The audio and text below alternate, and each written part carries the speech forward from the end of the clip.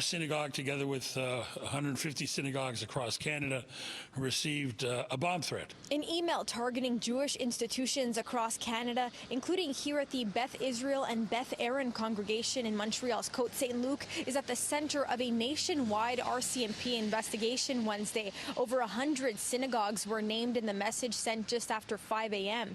Montreal police have been doing checks at synagogues across the city and didn't find any threat. We conducted ourselves with greater vigilance, but the synagogue remains open.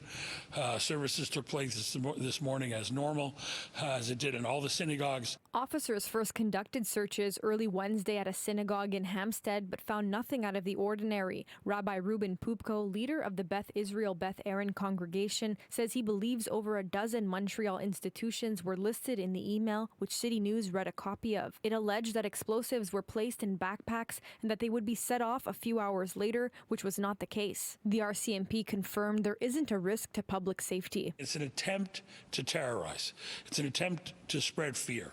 And just because we are unwilling to bend to that fear doesn't mean the intent of the criminal should in any way be diminished. Aside from Montreal, police in Ottawa, Toronto, and Calgary were among those responding to the threats, also sent to organizations, hospitals, and some doctors. The RCMP's Integrated National Security Enforcement Team in Montreal remains in touch with community leaders, they say, as they're investigating the IP address of the email sender. We assume that they're going to try to track down the origin of the email. Hopefully the person will be apprehended. Pupko says this is part of a larger climate of hate. Being a Jew means you're a veteran, and you've seen this before.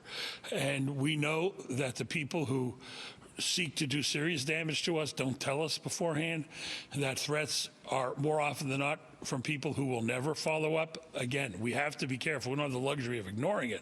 We take it seriously, but neither do we allow ourselves, to sink into despair. From October 7th, when the Israel-Hamas war began, to August 9th, 199 crimes and hate incidents against Montreal's Jewish community were reported to police. This has to stop. Government needs to take action against anti-Semitism and ensure that what is slowly becoming normalized is not allowed to take root and become the status quo in Canada. We will not allow a hate-filled idiot with a keyboard to determine how we live.